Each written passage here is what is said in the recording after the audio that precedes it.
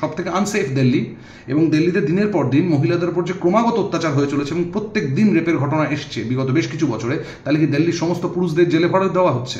ইকোসিস্টেমের ওপর এটা একটা বড় ধাক্কা তো বটেই।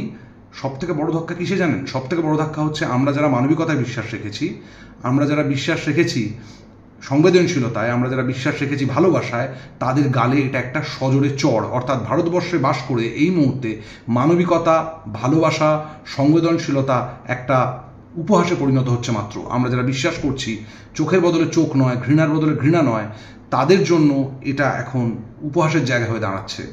ক্রমশ মানুষকে বাধ্য করা হচ্ছে এমন একটা জায়গায় পৌঁছতে যেখানে মানুষ ঘৃণা করতে শিখবে। অর্থাৎ আমাদের আগামী প্রজন্ম শিখবে যে রাস্তায় যারা রয়েছে তাদের সাহায্য নয়, তাদেরকে রিলোকেট কর। রিলোকেট করার কারণ ভয়।